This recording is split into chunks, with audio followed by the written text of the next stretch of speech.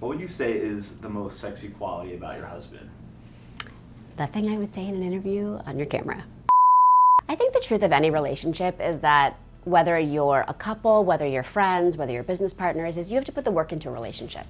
And we live in a very disposable society, and people don't want to have to work. They want immediate reactions. They want immediate responses. And it takes work. It takes work to have a good friendship. You have to call and check in and dedicate that time, and most people aren't willing to put that work in. And so to have a successful relationship, whether it's marriage, whether it's friendship, whether it's business, you have to put the time if you want to see the results.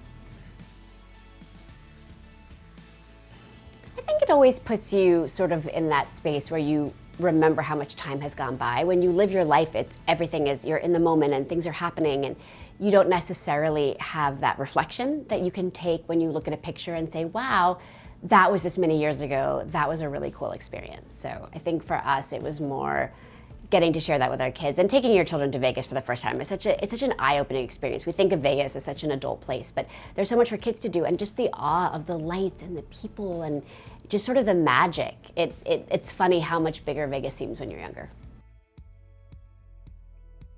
If you don't want to be present and you don't want to have to be there and communicate, so much is communication, and we spend so much time on these devices and sending abbreviated sayings for things that we then take that into our everyday life, but real life isn't a text message. And just to remember the separation between what a text message is and what a conversation is. And I think the lines get crossed very much these days. And saying, what up with an arrow is not going to cut it when you're actually having a conversation, and eye contact and those smiles, those moments that you can't replicate on a device.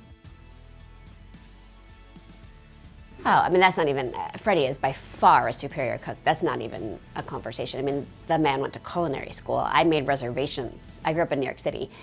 But what he taught me was a love of being in the kitchen. And I think being a New Yorker, your kitchens are so tiny and there's so much at your fingertips that you just don't really spend that time. But realizing that it's a memory that you create, that when you spend time in the kitchen and you're connecting in food, it's all so beautiful, and to really sort of take that time and enjoy it. No, right now we don't work at the same time anyway, so now it would never happen. You never say never, right? Because there's going to be a time where they're grown and they're out of the house, so never say never. But right now we commit to one of us always being home, so that when our daughter fractures her hand and needs a cast, there is a parent there while this parent is sitting here with you.